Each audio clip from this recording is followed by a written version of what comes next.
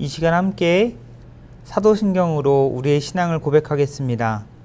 나는 전능하신 아버지 하나님, 천지의 창조주를 믿습니다. 나는 그의 유일하신 아들 우리 주 예수 그리스도를 믿습니다.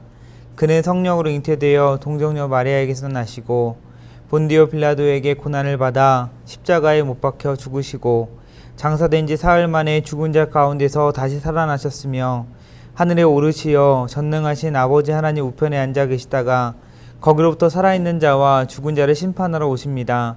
나는 성령을 믿으며 거룩한 공교회와 성도의 교제와 죄를 용서받는 것과 몸의 부활과 영생을 믿습니다. 아멘. 2021년 1월 24일 고등부 예배에 오신 여러분을 환영하고 축복합니다. 이 시간 함께 우리 하나님을 찬양하며 예배로 나가길 원합니다.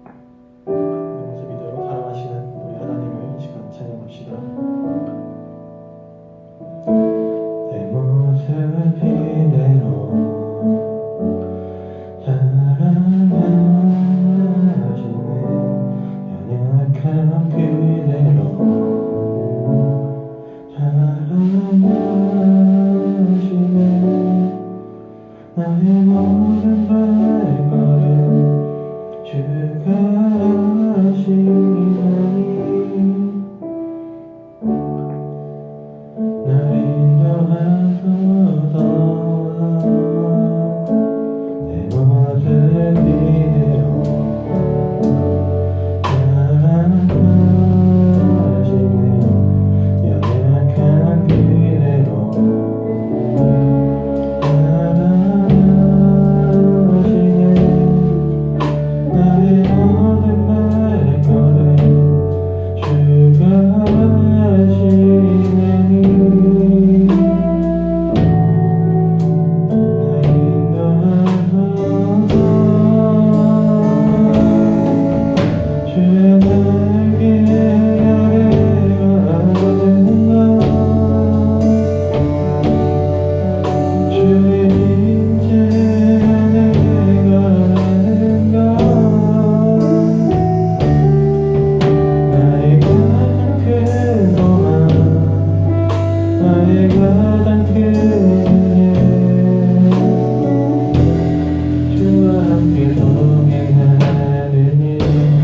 이대로 내 모습 이대로 사랑하시네 연약한 그대로 사랑하시네 나의 모든 발걸음 주가 하시나니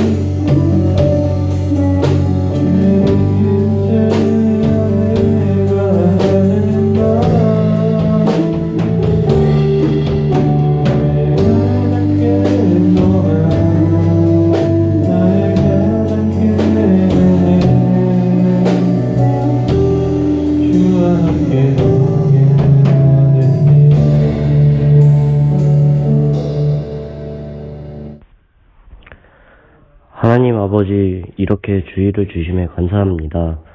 코로나의 확진으로 인해 비대면으로 예배를 드리지만 이 비대면 속에서도 신앙의 불씨를 지펴주세요. 새 학기를 준비하는 친구들에게 좋은 환경과 좋은 여건을 만들어주세요.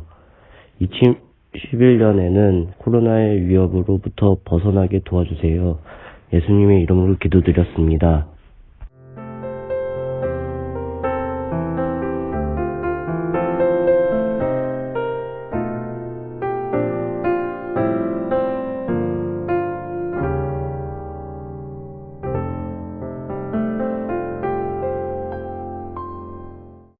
이 시간 함께 찬양하시면서 준비하신 예물을 올려드리겠습니다.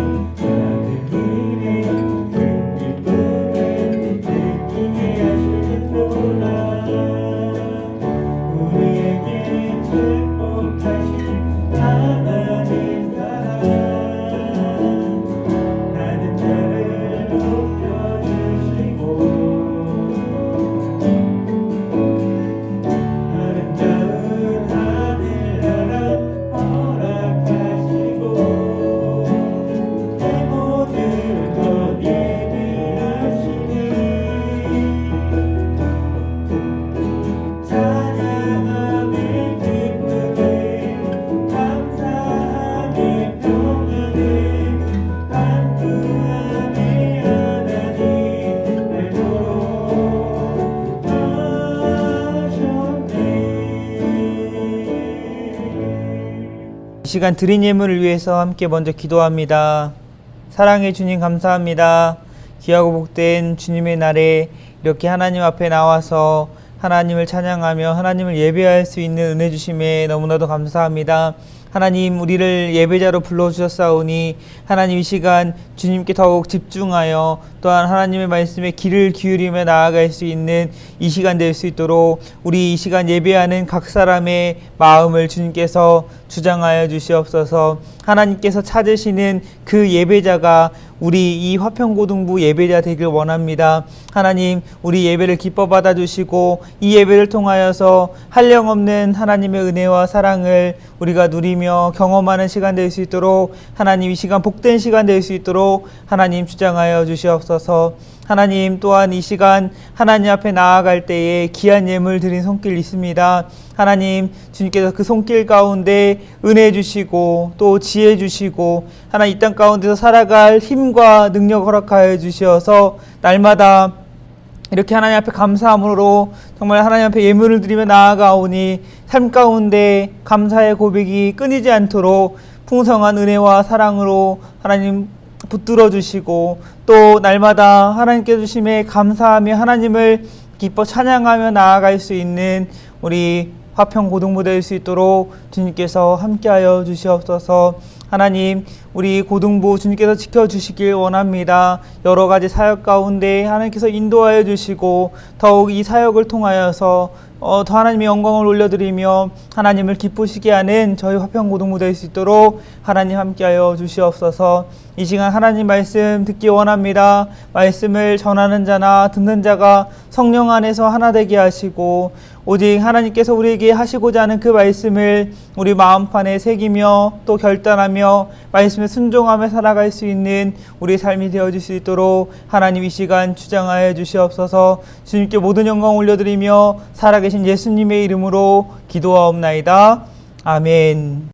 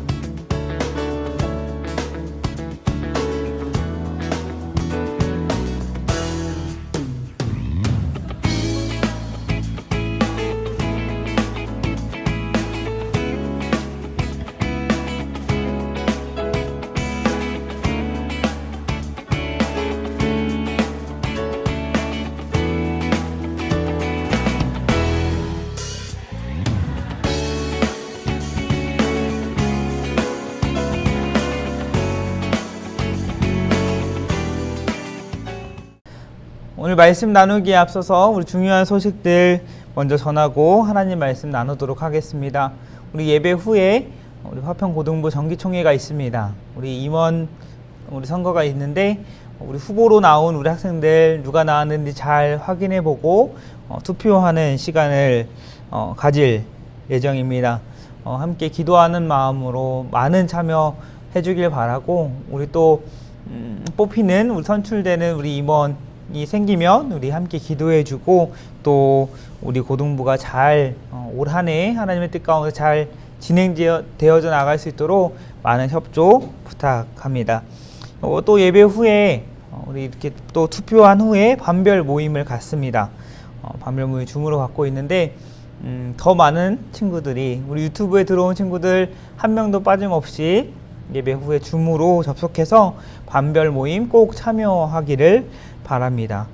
또 찬양팀 모집이 있습니다. 우리 지난주에 링크를 나갔는데 오늘도 링크를 통해서 우리 찬양팀 새롭게 특별히 1학년으로 올라온 우리 신입생 우리 친구들은 꼭 중등부에서도 찬양팀을 했다라고 하면, 또 하지 않았더라도 우리 화평고등부 우리 찬양팀에 지원해서 우리 함께 찬양하는 그런 여러분들 되었으면 좋겠습니다.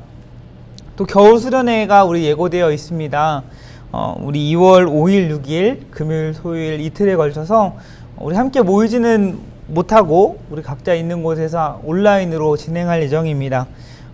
외부 강사분 모시고 우리 겨울 수련회를 가지려고 하니까 또 말씀을 통해서 또 찬양을 통해서 기도를 통해서 큰 은혜 받는 시간 될 수 있도록 함께 기도해 주시고 많은 참여를 부탁드리겠습니다. 네, 오늘 하나님 말씀 우리 오늘 보도록 하겠습니다. 누가복음 8장 11절에서 18절까지의 말씀, 누가복음 8장 11절에서 18절까지의 말씀 제가 봉독해 드립니다. 누가복음 8장 11절입니다. 이 비유는 이것이다. 씨는 하나님의 말씀이다. 길가에 떨어진 것은 하나님의 말씀을 들었으나 마귀가 와서 그 마음에 있던 말씀을 빼앗아간 사람들이다. 이들은 믿지 못하여 구원을 받지 못한다. 바위 위에 떨어진 것은 하나님의 말씀을 듣고 기쁨으로 받지만 뿌리가 없는 사람들이다. 이들은 잠시 동안 믿으나 시험 받을 때에 넘어진다. 가시덤불에 떨어진 것은 말씀을 듣지만 살아가는 동안 재물에 대한 염려와 인생의 향락에 사로잡혀 열매를 맺는 데까지 자라지 못하는 사람들이다.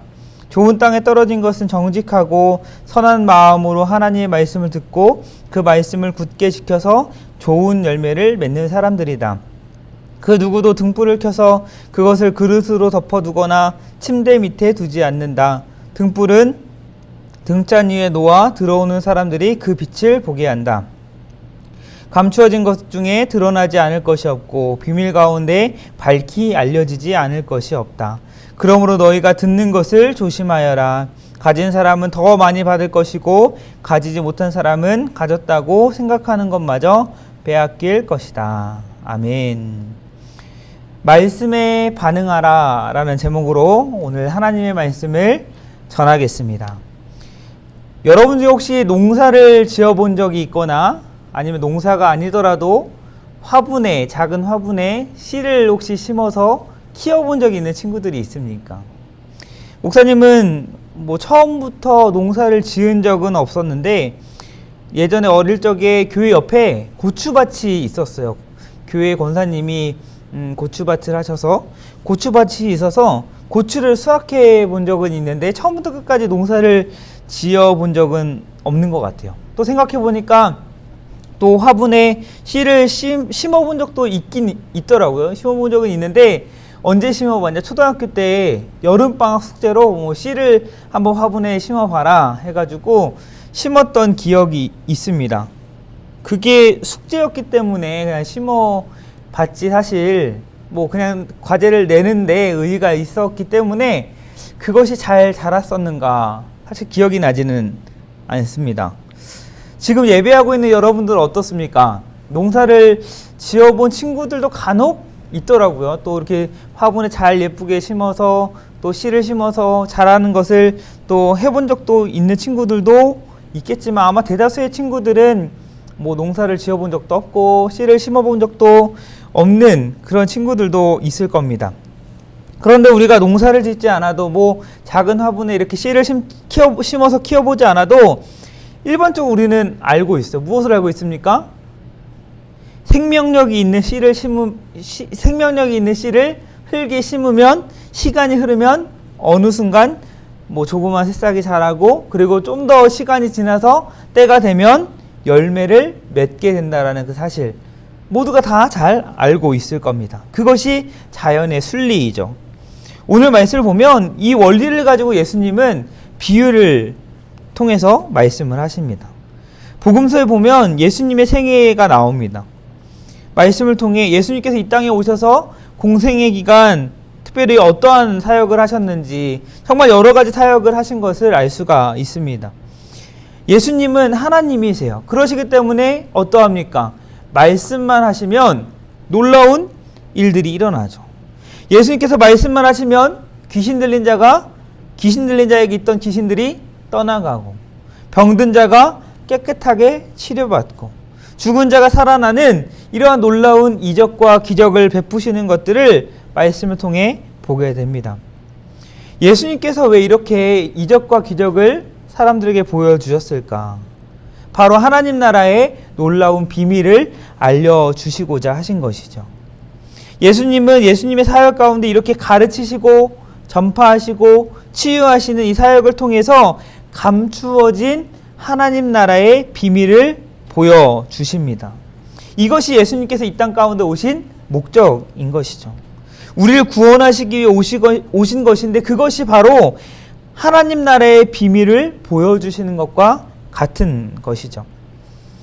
예수님께서 하나님 나라의 비밀을 말씀으로 가르쳐 주기도 하셨는데 예수님께서 이렇게 말씀하실 때마다 비유를 통해서 말씀하세요.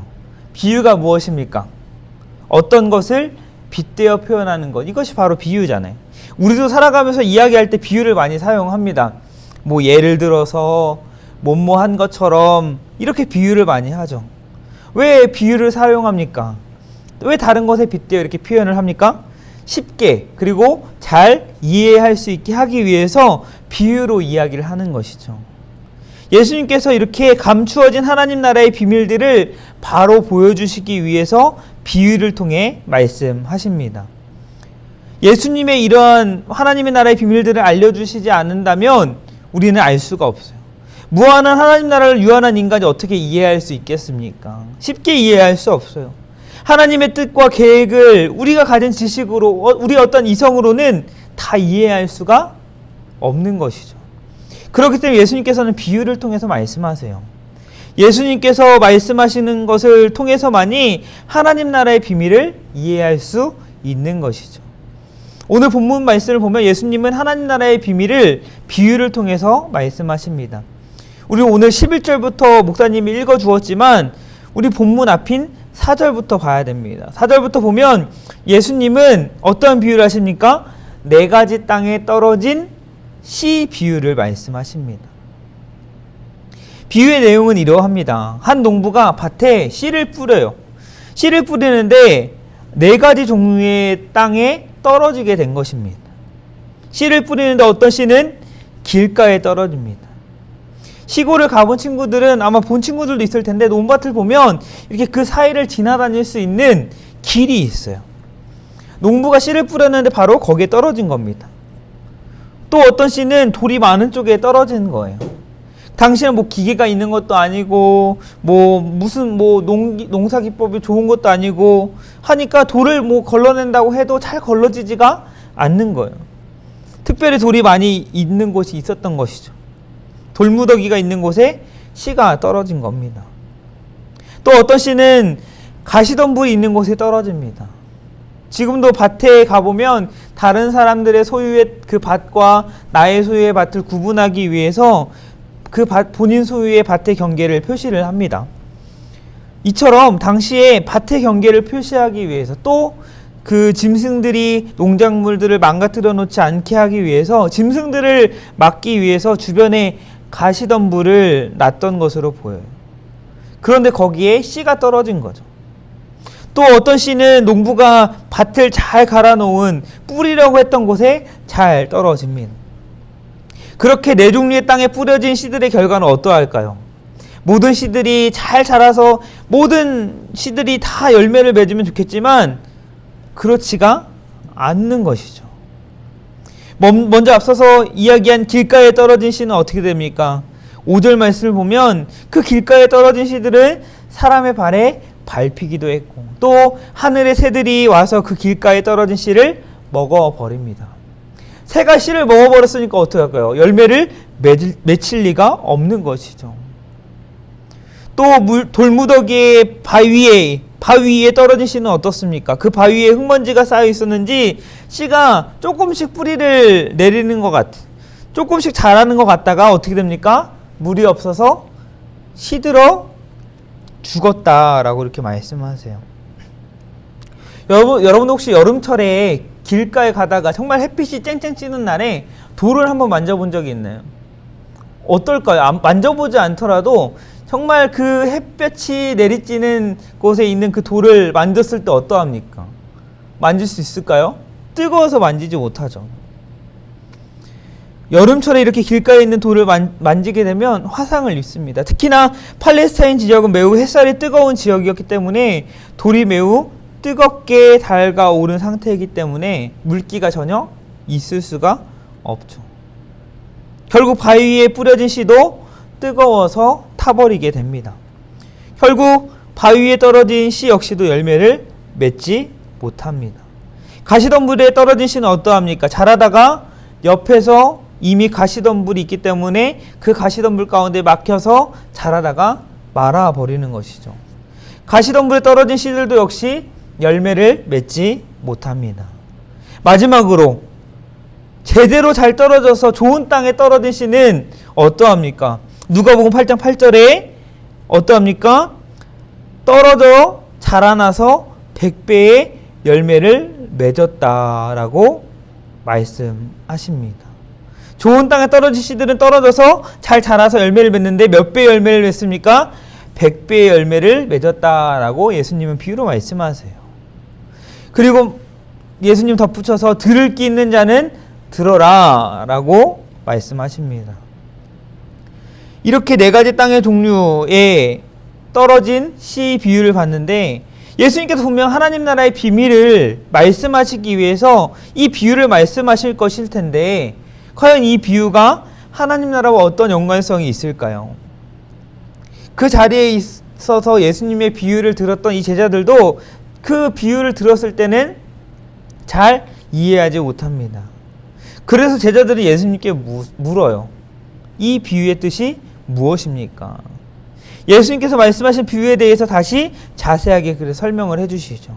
오늘 함께 읽은 본문이 바로 네 가지 종류의 땅에 떨어진 씨 비유에 대한 예수님의 해석입니다. 자, 먼저 오늘 본문 11절에 씨는 무엇입니까? 하나님의 말씀이다 라고 말씀해 주십니다. 하나님의 말씀은 어떠합니까? 하나님은 온전하시고 완전하시고 조금의 부족함도 없는 하나님이시기 때문에 그 하나님의 말씀 역시도 어떠합니까? 완전하죠. 시편 19편 7절에 이렇게 말씀해요. 여호와의 율법은 완전하여 영혼을 소성시키며 여호와의 증거는 확실하여 우둔한 자를 지혜롭게 하며. 여호와의 율법은 완전하다. 여호와의 증거는 확실하다라고 시편 기자는 고백합니다. 디모데후서 3장 16절에도 성경인 하나님의 말씀이 하나님의 감동으로 기록되었다라고 말씀합니다. 그렇기 때문에 어떠합니까? 계속해서 3장 16절 디모데후서 3장 16절 말씀 보면 그렇기 때문에 그 말씀을 통해서 성경을 통해서 진리가 무엇인지 가르쳐주고 삶 가운데 무엇이 잘못되었는지 알게 해주고 잘못을 바르게 잡아주고 의롭게 사는 법을 가르쳐 준다라고 이렇게 말씀하고 있는 것입니다. 하나님의 말씀이 이렇게 우리 삶 가운데 그 흠이 없고 오류가 없는 그 하나님의 말씀, 그 말씀이 우리 삶 가운데 기준이 된다라는 겁니다. 하나님의 말씀은 완전하신 하나님의 말씀이기 때문에 말씀 역시 완전하고 어려운 말로 정확무오합니다. 그렇다면 다른 세 종류의 땅에서 열매를 맺지 못한 것은 무엇이 문제인 것입니까? 씨의 문제가 아니죠. 바로 씨가 떨어진 땅의 문제인 것입니다. 씨가 떨어진 이 땅은 무엇을 가리키는 것입니까? 씨가 하나님의 말씀이라고 한다면 땅은 말씀을 듣는 자의 상태를 가리키는 거예요. 네 종류의 땅과 같이 말씀을 듣는 자들의 상태가 다 다르다는 겁니다. 어떻게 다릅니까? 먼저 길가는 어떤 사람입니까? 길가와 같은 마음밭을 가진 사람들은 하나님의 말씀을 귀로 들어요. 그러나 그 말씀이 마음에 박히지가 않는 겁니다. 그러니까 어떻게 합니까? 마귀가 와서 그 마음에 심겨지지 않은 그 말씀을 빼앗아가 버리는 것이죠. 이것은 바로 하나님의 말씀을 신뢰하기보다 사단의 말, 마귀의 말, 세상의 말에 더 귀를 기울이고 그 말에 더 신뢰하는 사람을 가리키는 거예요. 하나님의 말씀을 듣지 못하도록 이 유혹하는 마귀의 속삭임에 넘어가는 것이에요. 예를 들면 하나님께서 주의를 잘 지켜라 라고 이렇게 말씀하시는데 사단은 어떻게 유혹합니까? 에이, 시험 기간이잖아. 너 학생이잖아. 너 공부해야지. 예배할 시간이 어딨어. 예배 뭐 드린다고 하면 그냥 대충 드리고 시간만 때우다가 공부하러 가. 이렇게 유혹하는 사단의 유혹에 넘어가는 겁니다. 심지어는 주일을 한번 건너뛰게 되죠. 다음 주에 가지 뭐. 오늘은 그냥 독서실 가서 공부하고 다음 주에 예배하지. 근데 어떡합니까? 다음 주에도 건너뛰어요. 이렇게 2주 3주 건너뛰니까 이제는 주일이 어떤 날이 됩니까? 그냥 빨간 날. 이렇게 되어버리는 거예요. 이런 사람이 바로 길가와 같은 마음밭을 가진 사람인 것이죠. 또 바위와 같은 마음밭은 어떠한 마음밭입니까? 앞서 이야기한 것처럼 바위 위에 흙먼지가 조금 있기 때문에 그 위에 뿌려진 씨가 뿌리를 내리고 조금 자라는 듯 합니다. 그런데 어떠합니까? 뜨거운 햇빛에 타 죽어버린다 했잖아요. 마찬가지로 말씀을 듣고 조금 말씀대로 사는 듯 해요. 그런데 어떻습니까? 조금 힘든 일을 겪게 되고 시련을 겪게 되면 어떤 힘든 일 앞에 들었던 말씀이 온데간데 없이 사라져버리고 하나님의 곁을 떠나가 버리는 거예요. 예를 들면 말씀을 잘 듣고 이제 신앙생활 열심히 해야지, 큐티 생활도 열심히 하고 말씀도 열심히 보고 기도해야지 다짐했다가 시험 기간에 시험을 봤는데 시험을 완전 망쳐버린 거예요. 막 시험 성적이 막 땅을 기어 다니는 겁니다. 그럼 어떻게 해요? 에이, 나 교회 안 다녀. 다짐했던 것들을 다 없애버리고 하나님의 품을 떠나버리는 것이죠. 어떠한 시련 앞에서, 어떠한 시험 앞에서 그 하나님을 향한 믿음을 저버리고 하나님을 떠나버리는 그러한 마음밭을 가진 사람, 이 사람이 바로 바위와 같은 마음밭을 가진 사람인 것이죠. 가시덤불과 같은 마음밭을 가진 사람은 어떠합니까? 가시덤불과 같은 마음밭을 가진 사람은 처음에는 하나님의 말씀을 잘 받습니다. 그리고 잘 자라나는 것 같아요. 그런데 어떠합니까? 우리 삶 가운데 그 삶의 옆에서 막 자라나는 여러 가지 염려와 걱정들, 재물에 대한 염려, 또 세상의 즐거움 앞에서 자기의 신앙을 포기해버리는 사람. 이런 사람이 바로 가시덤불이 있는 땅과 같은 마음밭을 가진 사람들인 것이죠. 실제로 목사님이 이 가시덤불과 같은, 쉽게 단정할 수는 없지만 이와 유사한 마음밭을 가지지 않았을까라는 그런 사람을 보게 됩니다. 어떤 사람인가 하면 술 때문에 교회를 다닐 수 없다라는 거예요. 술 때문에 교회를 안 다닌다라고 이렇게 이야기하는 사람을 본 적이 있습니다. 술 마시면서 사람들이랑 어울리는 걸 좋아하는데 교회에서 술을 못 마시게 하니까 교회에 나갈 수 없다라는 거예요. 그래서 그 술 마시고 그 즐기는 그런 문화를 포기 못 하겠다고 교회를 떠난 사람도 본 적이 있습니다. 이런 사람들, 가시덤불과 같은 마음밭을 가진 사람들인 것이죠. 세상의 것을 포기하지 못하고 또 어떤 염려 때문에 그 신앙이 자라다가 포기해버리고 하나님의 품을 떠나버린 그런 사람. 그렇다면 좋은 땅과 같은 마음밭을 가진 사람은 어떤 사람들입니까? 15절 말씀을 보면 정직하고 선한 마음으로 하나님의 말씀을 듣고 그 말씀을 굳게 지켜서 좋은 열매를 맺는 사람들이다 라고 이렇게 말씀하십니다. 좋은 땅에 떨어진 씨들도 어려움이 없지 않아요. 고난이 없지 않습니다. 비도 내리고 바람도 불고 태풍도 불고 눈도 내립니다.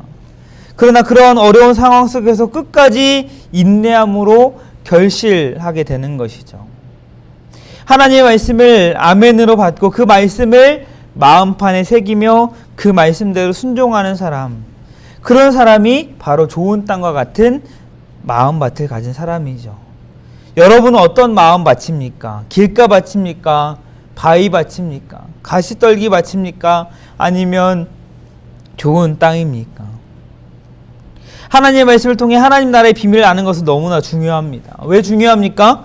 이 땅에서 힘든 삶, 고달픈 삶, 낭망하고 절망할 수밖에 없는 이 세상의 삶이지만 하나님 나라의 비밀을 알 때에 그것이 이 땅에서의 살아갈 수 있는 힘이 되기 때문입니다. 더 중요한 것은 무엇이에요? 하나님 나라의 비밀을 아는 자만이 이 하나님의 나라의 비밀에 대한 그 지식을, 그 이해를 하는 자만이 영원한 생명을 얻고 하나님 나라에 입성할 수 있는 것이죠. 하나님의 은혜로 거듭나야, 믿음을 소유해야 하나님 나라에 들어갈 수 있는 것이죠. 다 하나님의 은혜이지만 특별히 하나님께서 믿음을 얻을 수 있는 방법을 우리에게 알려주셨어요. 하나님께서 믿음을 어떻게 주십니까? 로마서 10장 17절이 이렇게 말씀해요. 그러므로 믿음은 들음에서 나며 들음은 그리스도의 말씀으로 말미암았느니라. 하나님의 말씀을 보고 배우고 들음으로 믿음을 주시는 거예요. 하나님의 말씀은 우리에게 믿음을 주는 능력인 것입니다. 하나님의 말씀을 통해 믿음을 얻고 그 구원에 이르는 지혜를 우리에게 주시는 것이죠. 그렇기 때문에 우리는 하나님의 말씀인 성경을 가까이 하고 보고 듣고 배워야 합니다. 그래야 하나님 나라의 비밀을 알게 되고 믿음을 통하여 하나님 나라에 입성할 수 있게 되는 것이죠. 하나님의 말씀을 대할 때에, 하나님의 말씀을 들을 때에 여러분들의 태도는 어떠합니까? 하나님의 말씀을 통해 나에게 어떠한 말씀을 하실까? 기대감을 가지고 여러분들은 나아가고 있습니까? 아니면 하나님의 말씀을 가까이 하지 않은 채 멀리하며 지냈다가 주일에 그냥 기대감 없이 그저 형식적으로 예배 자리에 있지는 않습니까? 우리는 하나님의 말씀이 심겨지는 우리의 마음밭을 갈아야 합니다. 그 단단해진 우리의 마음밭을 부드럽게 갈아야 하는 것이죠. 부드러워질 수 있도록 갈아야 하는 것입니다.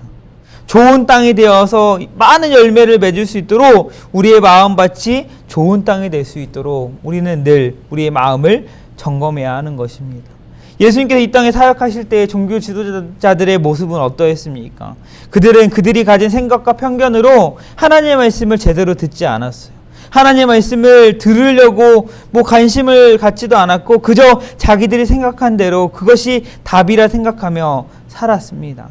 보이는 것에만 치중해서 세상적 인기에만 관심을 두고 그렇기 때문에 참 진리 되신 예수님을 제대로 바라보지 못했던 것이에요. 예수님을 통해 보여주신 하나님 나라의 비밀을 알지 못했던 것입니다. 우리는 하나님의 말씀에 반응해야 합니다. 우리의 마음밭이 좋은 땅이 되어서 말씀이 우리 마음 가운데 잘 심겨질 수 있도록 우리는 우리의 마음밭을 잘 갈아야 해요. 어떤 시련과 고난 가운데서 흔들리지 않고 넘어지지 않고 하나님만 바라볼 수 있도록, 또 세상적인 욕심이 아니면 누구를 미워하는 그 마음이 아니면 게으름이 나태함이 내 마음에 가득히 자리 잡아서 하나님의 말씀이 들어갈 틈도 조금도 없어서 정말 세상적인 것들이 꽉 차 있어서 하나님의 말씀이 우리 마음 가운데 자리 잡지 못하는 그런 안타까운 상황들이 우리에게 있지 않도록 우리는 우리의 마음을 잘 살펴보아야 하는 것입니다. 우리는 우리의 마음이 정말 하나님의 말씀을 듣고 하나님의 뜻을 분별하면서 그 말씀에 반응하려고 하는 그러한 우리는 삶을 살아야 합니다. 우리는 늘 하나님을 의식하는 삶을 살아야 해요. 하나님께서 어떤 상황 속에서 분명히 우리에게 하시고자 하는 말씀이 있으실 텐데 과연 그것이 무엇일까? 우리는 그 생각을 갖고 살아가야 합니다.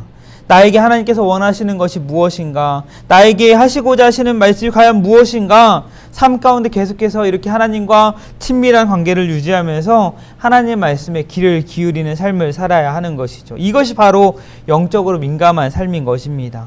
그냥 하나님을 모르는 사람처럼 하나님께서 내게 허락하신 그 시간 속에 막 아무렇게 살다가 일주일에 한 번 뭐 그동안 어렸을 때부터 주일날 되면 이 시간에 예배 드렸으니까 또 부모님이 예배하라고 하니까 그렇게 예배하는 것이 아니라 진짜 하나님께서 내 삶 가운데 또 이 예배를 통해서 어떤 말씀을 나에게 하시려고 하는가, 우리는 그 마음을 가지고 하나님 말씀에 귀를 기울여야 하는 것입니다. 이것이 바로 이 땅 가운데 살아가는 하나님 나라의 백성다운 모습인 것이죠. 예수님께서 또 오늘 4가지 땅 뿌려진 씨 비유 다음에 등불의 비유를 또 이어서 하시는데 이게 연결되는 비유예요. 예수님이 사시던 때에 뭐 가로등이 있었을까요? 전기가 있었을까요? 등불을 켜서 어두운 곳을 밝히 비추면서 이렇게 생활을 했던 것이죠. 이 등불의 기능을 안다라고 한다면, 그 역할을 아는 사람이라고 한다면 어떠합니까? 그 등불을 어두운 곳에 잘 비춰줄 수 있도록 잘 좋은 곳에 놔뒀을 거예요. 그럴 때 어두운 것들이, 감추어져 있던 것들이 환히 드러나게 되는 것이죠. 예수님께서 이 등불의 비유를 통해서는 과연 어떠한 말씀을 하시는 것입니까? 등불이 무엇이에요? 바로 앞에 비유와 연결했을 때 등불은 하나님의 말씀을 소유한 예수님을 마음에, 내 삶의 중심 가운데 모시는 그런 하나님의 사람들인 것이죠. 등불에서 나오는 그 빛은 무엇입니까? 바로 하나님의 말씀, 곧 예수님이신 것이죠. 예수님께서 왜 이 땅에 오셨습니까? 어두운 세상 가운데 밝은 빛으로 예수님께서 이 땅에 오신 것이죠. 그래서 요한복음에는 예수님이 자신에 대해서 세상의 빛이다 라고 이렇게 말씀하세요. 하나님의 말씀에 반응해서 하나님의 말씀을 마음판에 심고 예수님을 마음에 모시고 하나님 나라의 비밀을 아는 사람의 그 삶을 통해서 자연스럽게 하나님의 말씀이, 세상의 빛이신 예수님이 자연스럽게 어두운 세상 가운데 흘러나가게 되는 것이죠. 어두운 세상이 밝게 빛나는 것입니다. 하나님의 말씀에 반응하는 사람을 통하여서 세상 가운데 선한 영향력이 흘러나가는 것입니다. 그럼 어떻게 됩니까? 어둠 가운데 걸어가는 그런 사람들이 그 빛을 보고 빛 대신 주님께로 돌아오는 것이죠. 이것이 바로 우리의 사명인 거예요. 그렇게 살라고 하나님께서 우리에게 말씀을 주시고 말씀을 통해 믿음을 주시고 하나님의 백성으로 그리스도의 군사로 우리를 삼아 주신 것입니다. 마음밭이 정말 좋은 땅이 되어서 많은 열매를 맺는 것, 그리고 빛이신 예수님을 마음 가운데 모셔서 그 빛을 어두운 세상 가운데 드러내는 것, 이것이 바로 우리에게 하나님께서 주신 사명인 것입니다. 하나님께서 맡겨주신 사명을 잘 감당하기 위해서, 그 사명이 정말 무엇인가 정확히 알기 위해서 먼저 말씀이 숨겨지는 우리의 마음, 이 마음이 정말 굳어져 있다면 정말 기도를 통해서 계속 말씀을 통해서 우리의 마음밭을 갈아엎길 바랍니다. 하나님의 말씀 앞으로 더 가까이 나아가는 여러분들의 삶이 되길 바랍니다. 날마다 하나님의 말씀을 묵상하고 매일 큐티를 통해서 하나님과 교제하고 기도하면서 주어진 상황과 환경 속에서 하나님께서 주신 말씀대로 실천하는 그러한 삶을 살아갈 수 있기를 바랍니다. 하나님 나라에 대한 소망을 가지고 말씀에 반응하는 그런 삶을 살아가 삶 속에서 정말 많은 열매를 맺는 삶, 어두움 가운데 걸어가는 많은 사람들, 죽어가는 영혼들을 주님께로 인도하는 그러한 삶, 그러한 역사가 저와 여러분을 통해서 있기를 원합니다. 빛이신 예수님, 생명 되신 예수님께로 모든 죽어가는 영혼들이 돌아오게 되는 놀라운 역사가 저와 여러분, 우리 화평고등부를 통해서 펼쳐지기를 간절히 소망합니다. 이 시간 우리 함께 말씀을 기억하면서 서로 축복하면서 찬양하며 나아가길 원합니다. 하나님은 우리를 통해서 열매를 맺길 원하세요. 하나님의 나라의 비밀을 깨닫고 정말 하나님의 은혜를 깨닫고 우리를 통해서 많은 열매가 맺기를 원하십니다. 이제 서로를 축복하며 함께 찬양하며 나아가겠습니다. 감사해요, 깨닫지 못했었는데 내가 얼마나 소중한 존재라는 걸 태초부터 지금까지 하나님의 사랑은 항상 날 향하고 있었다는 걸 고마워요. 그 사랑을 가르쳐 준 당신께 주께서 허락하신 당신께 그리스도의 사랑으로 더욱 섬기며 이제 나도 세상에 전하리라. 당신은 사랑받기 위해 그리고 그 사랑 전하기 위해 주께서 택하시고 이 땅에 심으셨네. 또 하나의 열매를 바란 당신은 사랑받기 위해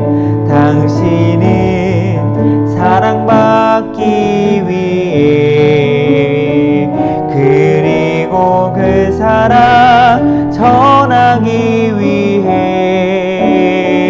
주께서 택하시고 이 땅에 심으셨네. 또 하나의 열매를 우리는 사랑받기 위해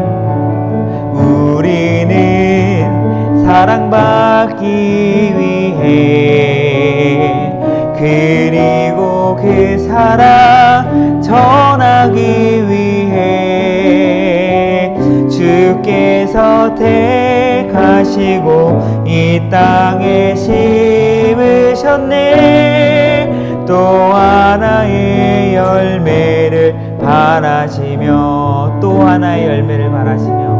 또 하나의 열매를 우리를 통해 많은 열매 맺길 원하십니다. 또 하나의 열매를 바라시며 여러분들은 정말 하나님의 사랑을 받고 또 하나님의 사명에 따라 나아가는 그러한 사람들입니다. 우리를 부르신 그 하나님의 뜻을 분별하며 많은 열매를 맺고 세상 가운데 빛을 발하며 살아가는 우리 사랑하는 화평 고등부 되기를 주님의 이름으로 축복합니다. 기도하겠습니다.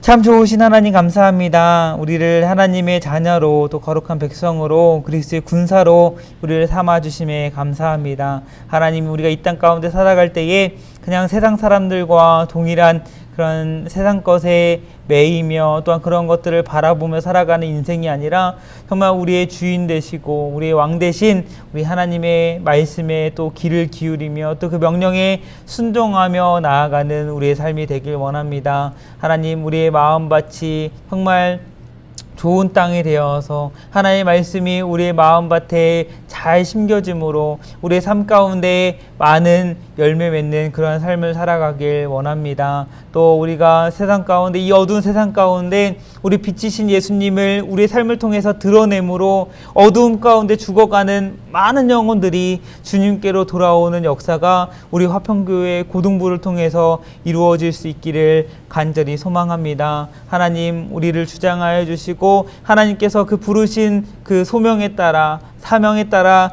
정말 잘 감당하며 나아갈 수 있는 우리 모든 삶이 될 수 있도록 하나님께서 주장하여 주시옵소서. 하나님, 우리 화평고등부 학생들 또 선생님들 한 분 한 분 또 한 명 지켜주시고 이 코로나 사태 가운데 정말 어려운 상황 가운데 놓인 아버지 지체들이 있습니다. 하나님 찾아가 주시고 위로해 주시고 또 이 어려운 상황 가운데 극복할 수 있는 힘을 허락하여 주시어서 정말 하나님의 은혜를 우리가 누리며 또 하나님을 찬양하며 나아갈 수 있는 우리의 삶이 되어줄 수 있도록 하나님 놀라운 은혜와 사랑을 우리에게 풍성히 부어 주시옵소서.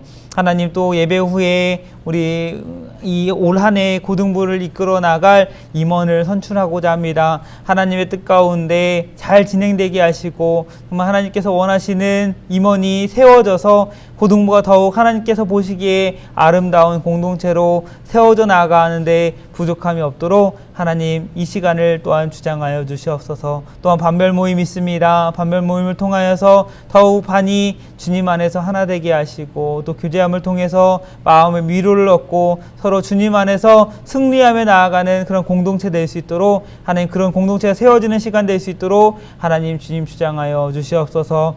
또한 찬양팀을 모집하고 있습니다. 하나님 귀한 섬김의 자리에 많은 지체들이 지원하게 하시고 정말 하나님을 찬양하는 자리에 앞장서서 더욱 주님을 찬양하며 나아갈 수 있는 우리 고등부 찬양팀 될 수 있도록 주님께서 함께 하시고, 또한 겨울 수련회를 계획하는 중에 있습니다. 잘 준비하여서 이 겨울 시간에 정말 하나님의 말씀을 통해 우리의 영혼이 회복되고 더 하나님과 가까워지는 귀한 시간 될 수 있도록 하나님 주장하여 주시옵소서. 또한 이번 한 주 살아갈 때에 오직 하나님만 바라보며 하나님께서 주신 은혜로 날마다 승리하며 나아갈 수 있는 우리 모든 화평교회 고등부 될 수 있도록 주님 함께하여 주시옵소서. 오늘도 우리의 예배를 기뻐 받아주시는 하나님을 찬양합니다. 감사합니다. 예수님의 이름으로 기도하옵나이다.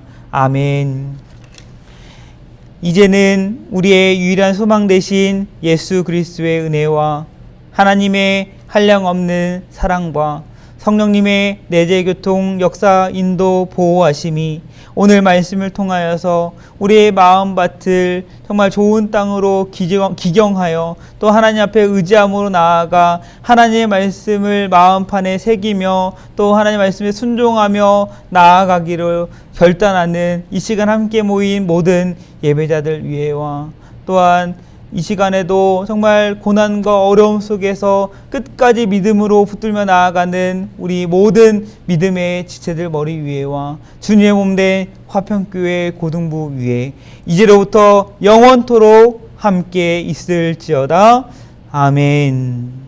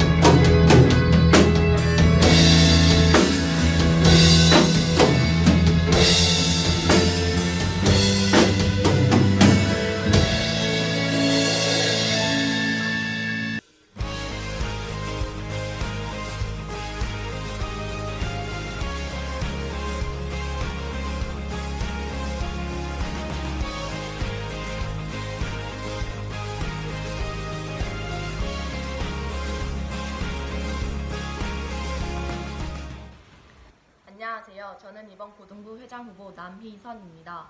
제가 회장이 되면 책임감을 가지고 교회를 위해, 고등부를 위해 봉사하겠습니다. 여러분 의견에 귀 기울여 각종 행사나 수련회를 진행하겠습니다. 하나님의 자녀로서 고등부의 회장으로서 모든 일에 최선을 진심을 다하겠습니다. 하나님의 뜻에 온전히 순종하는 리더가 되겠습니다. 제가 부족한 점이 있다면 하나님의 지혜로 헤쳐나가겠습니다.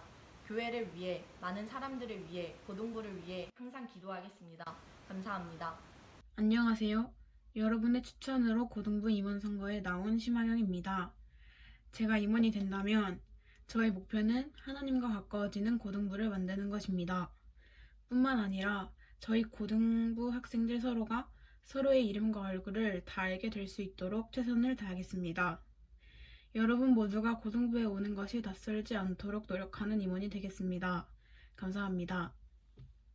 제가 고등부 임원이 된다면 1년 동안 고등부를 잘 이끌어 나갈 것이고 소외되는 친구 없이 모두가 행복한 고등부를 만들도록 하겠습니다. 안녕하세요. 저는 이번 고등부 부회장 후보로 나오게 된 2학년 정보민입니다. 일단 제가 부회장이 된다면은 이제 회장과 함께 고등부의 얼굴을 담당할 수도 있게 되는 거잖아요. 그래서 제가 정말 열심히 기도하고 노력해서 다른 분들 사이에서도 막 고등부 아이들은 정말 착하고 밝고 믿음 좋은 아이들이다라는 말이 나올 수 있도록 제가 열심히 노력하겠습니다. 뿐만 아니라 정말 하나님이 보시기에 너무 사랑스럽고 이쁜 그런 고등부 제가 만들도록 노력하겠습니다. 감사합니다. 뽑아주세요.